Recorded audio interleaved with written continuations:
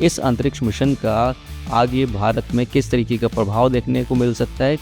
Earlier, we were once in a while we were engaging on the thought of human space flight. World के अंदर भारत कौन से पायदान पर खड़ा है? Undoubtedly number 4. जो स्पेस मिशन होता है ये कितना रिस्की हो सकता है? वैसे स्पेस का सारा ही प्रोग्राम रिस्की होता है, लेकिन अब रिलायबिलिटी बढ़ती जा रही है। अब हम लोगों को नहीं खोते हैं आसानी से। ने डॉक्टर एपीजे अब्दुल कलाम साहब को भी ट्रेनिंग दी थी। एपीजे अब्दुल कलाम साहब को हमने 4 साल तक इसरो में ट्रेनिंग दी थी। कोई एक ऐसा यादगार किस्सा जो एपीजे अब्दुल कलाम जी के साथ में आपका जुड़ा हुआ है? मेरी वाइफ को बोला, देखो प्रभा, ये मेरी बात नहीं सुनेगा, पर मैं आपको कह रहा हूँ that he is not going to listen to me, so you tell him to teach children. नमस्कार दोस्तों, आप देख रहे हैं कुदरत न्यूज़ और आज हम आपके लिए लेके आए हैं एक स्पेशल पॉडकास्ट। स्पेशल इसको इसलिए कह रहे हैं क्योंकि अभी हाल फिलहाल में भारत के एक यंग एस्ट्रोनॉट शुभांशु शुक्ला ने अंतरिक्ष के लिए उड़ान भरी है। अंतरिक्ष का सफ़र किस तरीके से होता है, क्या क्या चैलेंजेस हो सकते हैं और क्या भविष्य की पॉसिबिलिटीज़ होती हैं इस अंतरिक्ष के मिशन से, इन सब के बारे में हमें जानकारी देंगे डॉक्टर रवि शर्मा, जो कि 1968 से 1972 तक नासा के अंदर अपनी सर्विसेज दे चुके हैं। हाँ, उन्होंने अब्दुल कलाम जी को भी ट्रेनिंग दी है। तो हम उनका वेलकम करते हैं। ये पूरा सेशन ऑनलाइन रहने वाला है। कैलिफोर्निया से वो हमारे साथ लाइव जुड़े हैं, हम उनसे बातचीत करते हैं। सर, स्वागत है आपका हमारे इस कार्यक्रम में। नमस्कार। मेरा सबसे पहला सवाल आपसे यही रहने वाला है कि शुभांशु शुक्ला जो इस अंतरिक्ष मिशन पे गए हैं, इस अंतरिक्ष मिशन का आगे भारत में किस तरीके का प्रभाव देखने को मिल सकता है? क्या हमें भविष्य के लिए लाभ मिलेंगे? ये मेरी नज़र में, मेरे हिसाब से ये बहुत बड़ा वेलकम स्टेप है कि इंडिया ने पहला कदम इस नई दिशा में अब अच्छी तरह स्थापित किया है। Earlier, once in a while, we were engaging on the thought of human space flight. जी, लेकिन पहली बार लॉन्ग रेंज व्यू से, ताकि कुछ वर्ष तक ये प्रोग्राम बहुत अच्छा बढ़ सके आगे, ऐसी दिशा मुझे दूर से दिखाई देती है। और ये मैंने पिछले साल जब आर्टेमिस अकॉर्ड हमारा साइन हुआ था इसरो और नासा के बीच में, तब से मैंने कहा था कि it will open new avenues. In 1975, when I was scientific secretary of ISRO, I had written a proposal to the government that our people should go on space shuttle because space station नहीं हुआ था चालू। तो 75 से 98 तक, जब तक space station नहीं चालू हुआ था, कम से कम 5-10 भारतीय एस्ट्रोनॉट स्पेस में जाके आ चुके होते। अच्छा। और वो उसी कक्षा में करीब करीब है होते जिसमें कि आज, तो उस समय की लीडरशिप में ये विजन नहीं आया था कि ह्यूमन स्पेस फ्लाइट इम्पोर्टेंट है। ओके। और अब हम 10-15 साल हमारे नियरेस्ट कॉम्पिटिटर चाइना से पीछे हैं, तो हमको उसके लिए आगे किस तरह स्टेप उठाने चाहिए, उसके लिए बहुत बड़ा वेलकम फर्स्ट स्टेप है। सुधांशु शुक्ला जी के जाने से जो एवेन्यूज खुलेंगी और जो हमारे अपने बच्चों में, जो नए होने वाले एस्ट्रोनॉट्स में अवेयरनेस और उत्साह बढ़ेगा, उससे एक ऐसी सिनर्जी पैदा होगी कि भारत ने जो अपना काफी हद तक खोया हुआ साइंटिफिक अचीवमेंट्स का स्थान है, उसमें वापस प्रवेश करके लीडरशिप पर आ जाएगा। भारत के अचीवमेंट्स और साइंस के प्रोग्राम्स को लेकर के आप भारत को किस पायदान पर देखते हैं कि पूरे वर्ल्ड के अंदर भारत कौन से पायदान पर खड़ा है? Undoubtedly number 4. Okay. Top is USA, then USSR, which is now Russia. Third is China, and fourth is India now. Sir, एक आउट ऑफ क्यूरियोसिटी सवाल है। जैसे हम कहते हैं ना कि हम किसी जगह पर जा रहे हैं कि 5 किलोमीटर बाद वो जगह होगी या 10 किलोमीटर बाद वो जगह होगी, लेकिन अगर हम अंतरिक्ष की बात करते हैं तो अगर कोई एक रॉकेट यहाँ से टेक ऑफ करता है अंतरिक्ष के लिए, तो कितनी दूरी के बाद में अंतरिक्ष शुरू हो जाता है? एक तरीके से देखिए, स्पेस एक इतना व्यापक विषय है कि unmanned, manned, remote sensing, communications, space force, defence, इन सब सेक्टर्स में स्पेस पार्ट प्ले करता है। जी। तो इसमें कुछ जगह हम लोग नंबर 3-4 पर हैं, कुछ जगह 5-7-10 में पर भी हो सकते हैं। तो उसमें बीच में कहीं-कहीं Europe, Isa as a entity is called European space agency, okay. वो हमसे आगे है। क्योंकि उनके कम से कम 20 एस्ट्रोनॉट अब तक स्पेस शटल और स्पेस स्टेशन पे जा चुके हैं, जबकि हमारे ये पहले जा रहे हैं।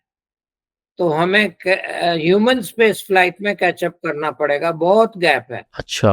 और हाँ, लेकिन हमने शुरू की है, इससे हमारी एवेन्यू क्लियर हो गई कि पहले हम दूसरों के स्टेशन में जाएंगे, जैसे ये इंटरनेशनल स्टेशन है, जिसको मैंने 72 में डिजाइन कर दिया था। स्पेस स्टेशन की डिजाइन 72 में शुरू हो गई थी, 98 में लॉन्च हुआ। इसी तरह आज हम 2025 में गगनयान को पिछले 2-3 साल से डेवलप कर रहे हैं। तो अब हम 5 साल में हम स्पेस फेयरिंग नेशन हो जाएंगे, जहां अपने देश का गगनयान ऊपर जा सकता है। लगाएंगे तो 25,000 मील होते हैं। हाँ। 25,000 मील हम एक बार पृथ्वी का चक्कर लगाएंगे, पर ये स्पेस स्टेशन सिर्फ 400-500 मील ही ऊपर है हमसे। अच्छा। जब हम 60 मील ऊपर चले जाते हैं, जैसे बिल्कुल अपने सर की सीध में ऊपर, जी। तो 60 मील के बाद आप, या 60 किलोमीटर्स के बाद आप स्पेस मान लेते हो, ओके। क्योंकि वायुमंडल इतना कम हो जाता है कि वहां कुछ गैसेस वगैरह बाकी नहीं रहती हैं, सिर्फ आयंस बाकी रहते हैं। हाँ। जो जो गैस में से इलेक्ट्रॉन और आयन निकल के आते हैं सूरज की किरणों से, वो ही वहां रहते हैं। इसलिए इस दूरी को लो अर्थ ऑर्बिट बोलते हैं। अब यहाँ से आप 2.5 लाख मील दूर जाइए, मतलब पृथ्वी के चक्कर लगाने में 25,000 मील, उसका 10 गुना जाइए, तो आपको चंद्रमा मिलता है। चंद्रमा हमारे चक्कर लगा चुका है, ओके। लगाता ही रहता है। उसका 10-20 हजार मील कम ज्यादा हो जाता है, और उसकी वजह से ज्वार भाटे भी जो समुद्र में आते हैं, वो भी कम ज्यादा होते रहते हैं। लेकिन ऐसी जगह पे हमने आज के 55 साल पहले 12 एस्ट्रोनॉट्स को उतार कर वापस पृथ्वी पर सेफली ले आए थे, ओके। और 3 जो अटक गए थे उनको भी हम वापस ले आए थे। जी। तो मतलब 7 मिशन हमने सक्सेसफुली किए। लेकिन एक अपोलो मिशन जो सबसे पहला था, जब मैंने ज्वाइन किया उसके भी 1 साल पहले एक ट्रेजेडी हुई थी, जिसमें 3 एस्ट्रोनॉट खत्म हो गए थे। हाँ। वो अपोलो 1 बोलते थे। ओके। तो आप 3 चीजें याद रखिए कि ये 25,000 मील पृथ्वी का राउंड, उसके 300 मील ऊपर चले जाते हैं तो ये लो अर्थ ऑर्बिट हो जाता है। 1000 मील ऊपर को भी लो अर्थ ऑर्बिट बोलते हैं। पर अगर हम ऊपर और 25-30 हजार मील ऊपर चले जाएं, 36,000 किलोमीटर्स, तो वहां पर जो चीज टंगी रहेगी सैटेलाइट, वो एक पृथ्वी के हिस्से को सदा देखता रहेगा। कि इक्वेटर की बात हो रही है, ये भूमध्य रेखा, ताकि लाइफ कॉम्प्लिकेटेड नहीं हो और सीधा समझा सको। इसलिए वो जियोस्टेशनरी ऑर्बिट कहलाता है, जहाँ पे अपने कम्युनिकेशन सैटेलाइट रहते हैं। तो आज आपकी टीवी के थ्रू अगर बातचीत हो रही है, तो वो सैटेलाइट्स काम आते हैं, उनके ट्रांसपॉन्डर काम आते हैं, और विदेशों से बातचीत होती है, कभी सैटेलाइट से होती है, कभी ओशन केबल के साथ भी होती है। सर, ये जो स्पेस में जाकर के एक्सपेरिमेंट होते हैं, ये इंसानों के लिए किस तरीके से फायदेमंद हो सकते हैं? मेरा पर्टिकुलर दायरा एक्सपेरिमेंट्स का ही था। तो हम 12-13 लोग थे नासा हेडक्वार्टर्स में, जिसमें फिजिक्स और रिमोट सेंसिंग और स्पेसक्राफ्ट के आसपास जो पार्टिकल्स जमा हो जाते हैं, इन 3 चीजों की एक्सपर्टीज मेरी मानी जाती थी। ओके। इसी तरह एक हंगेरियन साइंटिस्ट थे, जूलियस डोनानी, वो माइक्रो मीटियोराइट्स, मतलब बाहर से जो रेत के कण आके और उल्काएं वगैरह गिर सकती हैं हमारे स्पेसक्राफ्ट पे, आईएसएस पे, उसको रोकने के लिए जो कैलकुलेशंस करने वाले वो साइंटिस्ट थे। एक इजिप्ट के साइंटिस्ट थे जिन्होंने लैंडिंग स्पॉट कहाँ लैंड करेंगे मून पे वो सिलेक्ट किया था। उनका नाम फारूक एल्बाज। तो जूलियस दोनानी, फारूक एल्बाज, रवि शर्मा, चक बफेलानो, बिल मकलाखलिन, इस तरह के नाम आपको यूं कह रहा हूं कि किस तरह की इंटरनेशनल टीम थी। उसी तरह सुधांशु शुक्ला आज एक हंगेरियन और एक पोलिश साइंटिस्ट और एक अमेरिकन लेडी जो इनकी चीफ है, मिशन की जो चीफ है, इन सब के साथ वो इंटरनेशनल एनवायरनमेंट में एक्सपोज हुए हैं। जो मौका हमको राकेश शर्मा जी के जाने के बाद अब तक नहीं मिला, मिला था, दो तीन लोगों ने ऐसा किया। उसमें आपको मालूम है, एक तो थी कल्पना चावला और दूसरी हैं अभी सुनीता विलियम। पर वो इंडियन सिटीजन नहीं है अब, इसलिए उनको अपन इंडियन नहीं कह रहे हैं, लेकिन है वो इंडियन ओरिजिन की। और इस तरह के एक दो और भी साइंटिस्ट ऑलरेडी नासा में हैं जो कि एस्ट्रोनॉट भी हैं। सर एक सवाल और, हमने बहुत सारी टेक्निकलिटी देखी हैं, लेकिन ये जो स्पेस मिशन होता है ये कितना रिस्की हो सकता है या कितना रिस्की होता है? वैसे स्पेस का सारा ही प्रोग्राम रिस्की होता है, ओके। लेकिन अब रिलायबिलिटी बढ़ती जा रही है। अब हम लोगों को नहीं खोते हैं आसानी से। अब तक हमने 15-20 लोग ही खोए हैं पूरे विश्व में। इससे ज्यादा हम हाईवे पे खो देते हैं एक दिन में। तो हम काफी सेफ्टी बढ़ा रहे हैं, एविएशन में भी सेफ्टी बढ़ा रहे हैं, लेकिन रिस्की बिजनेस है, ये रियलाइज करना है अपने। नंबर टू, इसमें शुरू शुरू में कमिटमेंट पैसे का मतलब क्या है? क्वालिफाइड लोग, क्वालिफाइड टेस्टेड इक्विपमेंट, और अपने यहाँ नहीं हो तो दूसरी जगह से हायर करना या एक्वायर करना। तीनों चीजों का जो कॉम्बिनेशन होता है वो हमारी कैपेबिलिटी को एकदम बढ़ा सकता है। तो पहला स्टेप है, हमने आर्टेमिस किया। दूसरा शुभांशु शुक्ला जी वहां गए। अब तीसरा होगा, और भी कोई इस तरह के कोलैबोरेशन आगे होंगे जब आर्टेमिस लूनर लैंडिंग की तरफ जाएगा, तब अगले साल या उसके अगले साल। उस बीच में हम गगनयान करेंगे, और गगनयान के बाद हमने देखा है कि अपने खुद के स्पेस स्टेशन की प्लानिंग हो रही है। सर आपने इसरो में भी सर्विसेज दी है, तो मैं आपसे ये जानना चाहूँगा कि आपको भारत कौन लेकर के आए थे? मैं बहुत फॉर्चुनेट हूँ कि मुझे इंडिया लाने वाले डॉक्टर विक्रम साराभाई थे, जी। और उन्होंने देख लिया था कि केवल एक इंडियन को अपोलो अवार्ड मिला है, वो कौन है। तो मुझे संपर्क किया गया वॉशिंगटन में, और मुझे मिलने इंटरव्यू के लिए बुलाया और कहा इंडिया आओगे। तो मैंने कहा आप जब इंडिया के लिए अपना सब कुछ दे रहे हैं, मैं आने को तैयार हूँ, पर मैं 1 रुपए में नहीं रह सकता आपकी तरह, क्योंकि आपकी इंडस्ट्री चलती है, मैं खाता पीता साधारण जी। साइंटिस्ट हूँ। लेकिन गीता में एक श्लोक का है, यद्यदाचरति श्रेष्ठ तत्तत् देवेतरो जनः स यत् प्रमाणम कुरुते लोकस्तदनुवर्तते। और इस एक श्लोक में विज्ञान का सार है उपनिषदों का, कि जो श्रेष्ठ है हमारे में से, जैसे आइंस्टाइन थे, रामानुजन थे, जैसे भर्तृहरि थे, जैसे चंद्रशेखर थे, रामन थे, इस तरह के जो हम में श्रेष्ठ लोग होते हैं, वो जो स्टैंडर्ड हमें देते हैं उसको हम सब लोग फॉलो करते हैं, जैसे न्यूटन के लॉज हैं। तो इसमें हमको भेदभाव नहीं करना चाहिए किसने कब क्या दिया। सर एक क्षण वो भी था जब भारत के प्रधानमंत्री सब साइंटिस्ट के साथ में थे। वो पल ऐसा था कि भारत के प्रधानमंत्री ने सब साइंटिस्ट का उत्साहवर्धन किया, उनके आत्मबल को बढ़ाया। वो पल किस तरीके का था, वो वाकया हम आपसे जानना चाहेंगे। बहुत इमोशनल सिचुएशन थी। उससे प्रेरित होके मैंने एक बहुत बड़ा आर्टिकल लिखा है, करीब 15 पेज का। वो space.com में पब्लिश हुआ है। उसमें इसी को एनालाइज किया था। 2020 में जनवरी 24 को वो space.com में पब्लिश हुआ।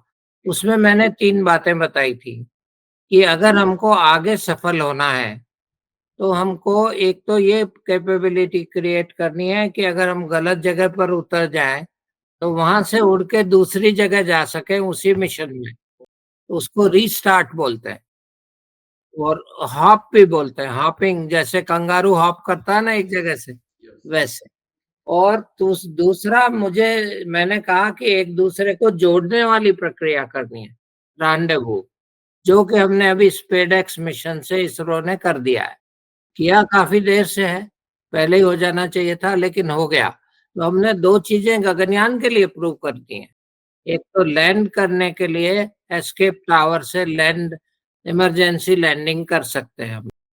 दूसरा, हमने दोनों दो सैटेलाइट्स को जोड़ने का कर लिया, तो इसका मतलब हम स्पेस स्टेशन बना सकते हैं, हम चांद से सैंपल ला सकते हैं, जोड़ सकते हैं और पृथ्वी पे ला सकते हैं। इस तरह की चीजों में हमने शुरुआत अब की है। हालांकि अपोलो प्रोग्राम में तो ये 50 साल पहले हो गई थी, लेकिन कोई बात नहीं। देखिए, हमारे देश में भी हम आर्थिक रूप से अब उन्नत हुए हैं। आज के आज के 60 साल पहले हम लोग गेहूं मंगाते थे बाहर से, जी। अब हम गेहूं बाहर भेज सकते हैं। सर, पूरे भारतवासियों की तरफ से शुभांशु शुक्ला को आप अब क्या मैसेज देना चाहेंगे? मैं उनसे ये दो बातें कहता कि आपके द्वारा जो एक्सपेरिमेंट्स किए गए हैं, वो बहुत बड़ा माइलस्टोन है इंडिया के लिए। एक्सपेरिमेंट्स पिछले 50 साल से हो रहे हैं, ह्यूमन स्पेस मिशन में अपोलो से हो रहे हैं, लेकिन ये आपका हाथ जो इंडिया के द्वारा कई एजेंसीज ने एक्सपेरिमेंट्स आपके साथ भेजे हैं, आपको ट्रेन किया है, उनको आप सक्सेसफुली करके आइएगा। और दूसरा, ये जो स्पिरिट है आपकी, जो उनकी कम्युनिकेशन की स्पिरिट मैंने ऑलरेडी देख ली उनकी ब्रॉडकास्ट में, जो स्पिरिट है वो मुझे कलाम ने 2007 में सिखाई।